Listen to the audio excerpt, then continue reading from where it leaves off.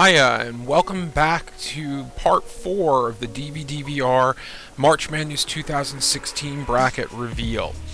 This one is the William Regal bracket and is the last remaining reveal of this year's tournament. Quick reminders, 96-person field, we're using men, women, and groups all up in this one. It's single elimination, and you're going to go from March 1st, 2015 to February 29th, 2016.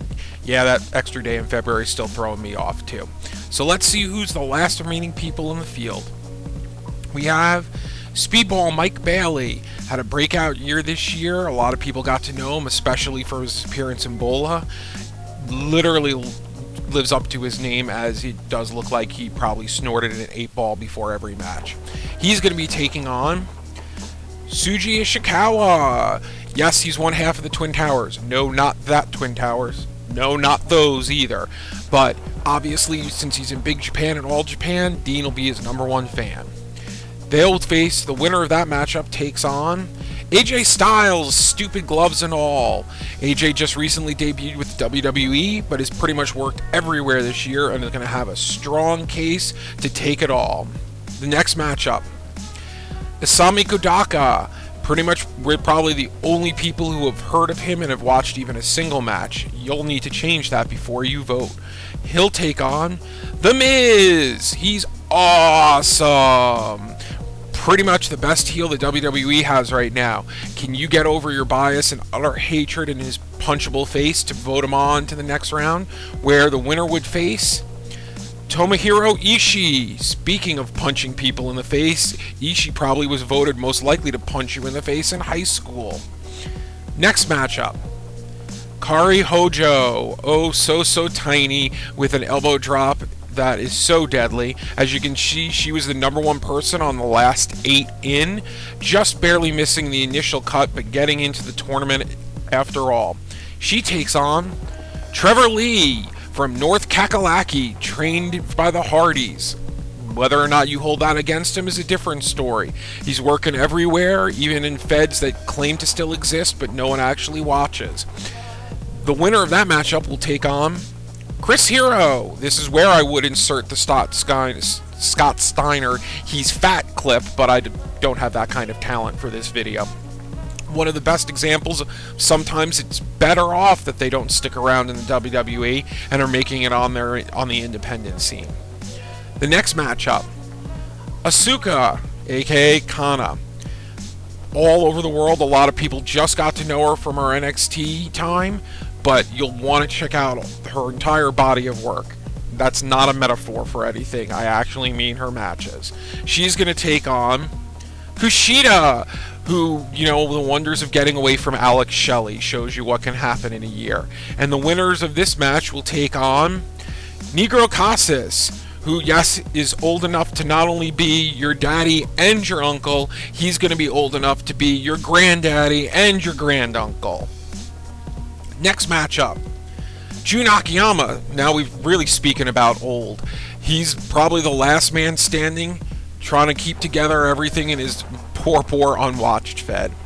He takes on Cesaro, a true case study of how much injuries will penalize someone this year.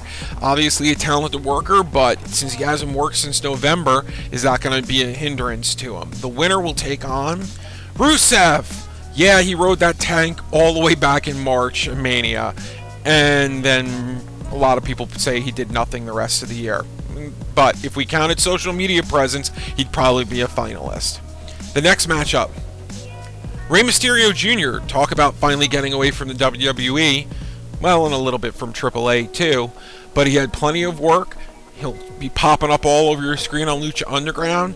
You're definitely going to want to check out his match against Loki too. And he's going to take on Drago, and another person who, if we were basing it just on entrances, would have a strong case this year. Drago was in my last 8, barely making it in, but still better than Dolph Ziggler. The winner of this match is going to take on Bailey. Oh, there ain't no stopping us now. We celebrate on the floor. Top down, we're ready to go to all the people across every nation. Turn it up and give me some more. Woo! Yes, I did the inflatable hands dealy too, as we we're filming this. Next, Seth Rollins, also victim of crippling and hatred for some unknown reason, because apparently people don't like him for inexplicable reasons that don't really have a valid excuse behind them. But anyway, he's in here. He's going to have to take on Emma, who her 5-figure discount probably was the best career move she ever did, because it got her in NXT, it got her to do this evil persona, and it got her to team up with Dana Brooke. Can she have enough to beat Seth Rollins? Well, if she can, she'll take on Marty Scurll. I really took a long time to warm up to him, but he had an awesome year all over the UK, and finally hitting some feds here in the States too. You'll definitely have wanted to check him out.